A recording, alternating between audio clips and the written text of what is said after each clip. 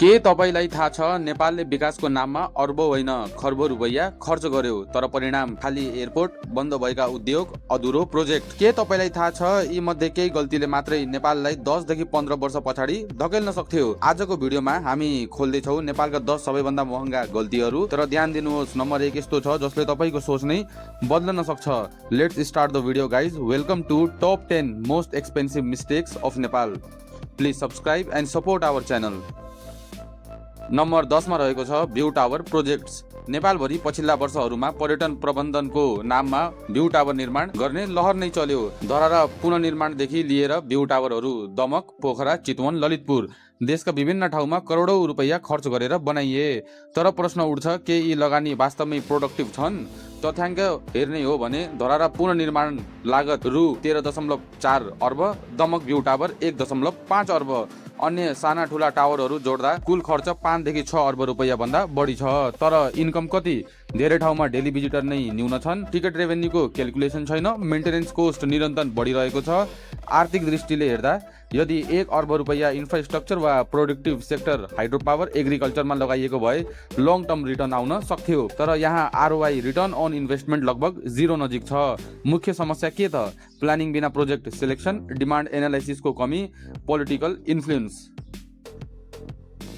Number 9 मा रहेको छ गौतम बुद्ध अन्तर्राष्ट्रिय विमानस्थल। नेपालको दोस्रो अन्तर्राष्ट्रिय विमानस्थल भैरवामा रहेको गौतम बुद्ध अन्तर्राष्ट्रिय विमानस्थल देशको एभिएसन सेक्टरमा ठूलो माइलस्टोन बन्ने अपेक्षा थियो।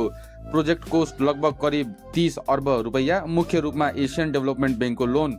2022 मा उद्घाटन हुँदा आशा थियो नेपालमा पर्यटन बुम हुनेछ, लुम्बिनी विश्वको प्रमुख डेस्टिनेसन बन्नेछ।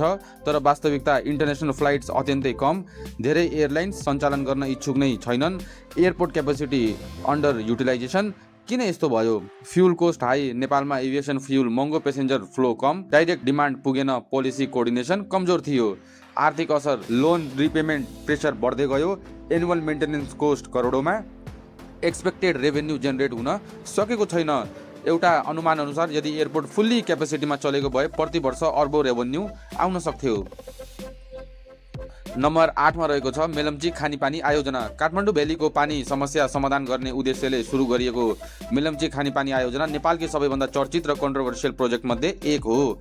कुल लगानी सुरुमा एस्टिमेट 17 अर्ब रुपैयाँ, पछि बढेर 35 अर्ब प्लस, टाइमलाइन 1998, कम्प्लिसन टार्गेट 2007 थियो। एक्चुअल वाटर सप्लाई 2021, लगभग 20 वर्षपछि भयो। बीचमा के भयो त? Contract change, political instability, natural disaster, 2011 को पहिरो damage. Result, project repeatedly delay भयो, कोस्ट डबल भन्दा बढी बढ्यो। अहिले पानी आइरहेको छ तर सप्लाई अझै स्टेबल छैन, इन्फ्रास्ट्रक्चर पूर्ण रूपमा रिलायबल छैन।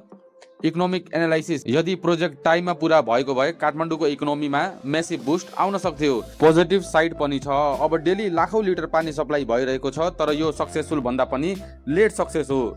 नम्बर 7 मा रहेको छ पोखरा अन्तर्राष्ट्रिय विमानस्थल। नेपालको टुरिज्म राजधानी मानिने पोखरामा बनेको अन्तर्राष्ट्रिय विमानस्थल देशको प्राइड प्रोजेक्ट मध्ये एक हो। चाइना EXIM ब्याङ्कको लोनमा बनेको यो प्रोजेक्टले नेपाल टुरिज्मलाई ग्लोबल लेभलमा लैजान अपेक्षा गरेको थियो। कुल लागत करिब 22 अर्ब रुपैयाँ। 2023 मा उद्घाटन भएपछि सरकारले ठूलो सपना देख्यो, पोखरा डाइरेक्ट इन्टरनेसनल हब बन्ने छ। तर अहिलेको वास्तविकता इन्टरनेसनल फ्लाइट्स लगभग छैन, डोमेस्टिक फ्लाइट मात्र सीमित प्रयोग, एयरपोर्ट क्यापेसिटी लार्जली अनयुज। किन यस्तो भयो? इन्टरनेसनल एयरलाइन्स आकर्षित गर्न सकिएन, नेपाल चाइना रुट डिमान्ड कम, एयरपोर्ट लोकेसन स्ट्राटेजिक भए पनि कनेक्टिभिटी प्लानिङ कमजोर। इकोनोमिक इम्प्याक्ट, लोन रिपेमेन्ट सुरु भइसकेको छ तर रेभेन्यू जेनेरेट हुन सकेको छैन। एनुअल अपरेसनल कोस्ट करोडौँमा तर इन्कम मिनिमल। एउटा अनुमान, यदि डेली 10 देखि 15 इन्टरनेसनल फ्लाइट्स भए प्रति वर्ष अर्बौं रुपैयाँ रेभेन्यू आउन सक्थ्यो। नम्बर 6 मा रहेको छ west Seti hydro power. West Seti hydro power project नेपालको सबैभन्दा चर्चित नेभर एन्डिङ प्रोजेक्ट मध्ये एक हो। अनुमानित लागत 1.5 खर्ब प्लस, क्षमता लगभग 750 मेगावाट इलेक्ट्रिसिटी। समस्या के भयो? 3 देखि 4 पटक contract change, Australia, China, India, multiple shift, policy instability, investment uncertainty. 20 वर्ष प्लस बितिसक्दा पनि प्रोजेक्ट ग्राउन्डमा भिजिबल प्रोग्रेस छैन। इकोनोमिक लस, यदि प्रोजेक्ट समयमै पुरा भएको भए नेपाल इयरली अर्बौं रुपैयाँ इलेक्ट्रिसिटी एक्सपोर्ट गर्न सक्थ्यो। इन्डिया एक्सपोर्टबाट मेसिभ रेभेन्यू, अहिले 0 production, opportunity loss huge. Plus hydro power सेक्टरमा इन्भेस्ट कन्फिडेन्ट पनि घटेको। यो प्रोजेक्ट डिले हुँदा नेपालको एनर्जी ड्रिम पनि स्लो भएको छ। निष्कर्ष, वेस्ट सेती केवल प्रोजेक्ट होइन, लोस्ट अपर्च्युनिटी वर्थ बिलियन्स हो। नम्बर 5 मा रहेको छ काठमाडौँ रोड एक्सपेन्सन। काठमाडौँ भ्यालीमा रोड एक्सपेन्सन ट्राफिक सोल्भ गर्ने उद्देश्यले सुरु गरिएको प्रोजेक्ट हो। हजारौं घर भत्काइयो, सडक फराकिलो बनाइयो, खर्च डाइरेक्ट प्लस इन्डाइरेक्ट मिलाएर अर्बौं रुपैयाँ। तर समस्या प्रोपर प्लानिङ थिएन, ड्रेनेज सिस्टम नेग्लेक्ट भयो, डस्ट पोल्युसन अत्याधिक। अहिलेको अवस्था धेरै ठाउँमा रोड इन्कम्प्लिट, ट्राफिक अझै समस्या, पब्लिक डेस्टिनेसन हाई, इकोनोमिक असर, business disturbance, local economy impact, health cost, pollution. यदि साइन्टिफिक प्लानिङ भएको भए सेम इन्भेस्टमेन्टले बेटर इन्फ्रास्ट्रक्चर दिन सक्थ्यो। अहिले हाफ फिनिस्ड डेभलपमेन्ट। निष्कर्ष, रोड एक्सपेन्सन आइडिया राम्रो थियो तर एक्जिक्युटिभ फेलियरले गर्दा प्रब्लम नै बढ्यो। नम्बर 4 मा रहेको छ नेपाल ओइल निगम। देशको फ्युल सप्लाई ब्याकबोन, तर वर्षौंसम्म मिसम्यानेजमेन्ट र करप्सन एलिगेसन्सले यो संस्था ठुलो घाटामा गएको थियो। घाटा एक समय रु 30 अर्ब प्लस लस, कारण fuel price adjustment delay, political pressure, inefficient management. Economic असर, गभर्मेन्ट बर्डन इन्क्रिज, नेसनल इकोनोमीमा प्रेसर। अहिले केही सुधार आएको भए पनि पास्ट लसेसले ठुलो ड्यामेज गरिसकेको छ। अपर्च्युनिटी कोस्ट, तर त्यो पैसा इन्फ्रास्ट्रक्चर वा डेभलपमेन्टमा प्रयोग हुन सक्थ्यो। निष्कर्ष, ओइल कर्पोरेसन केस देखाउँछ सिस्टम फेलियर कति महँगो हुन सक्छ। नम्बर 3 मा रहेको छ हेटौडा कपडा उद्योग। हेटौडा टेक्सटाइल इन्डस्ट्री एक समय नेपालको इन्डस्ट्रियल प्राइड, हजारौं रोजगार, डोमेस्टिक प्रोडक्सन स्ट्रङ, तर आज पूर्ण रूपमा बन्द।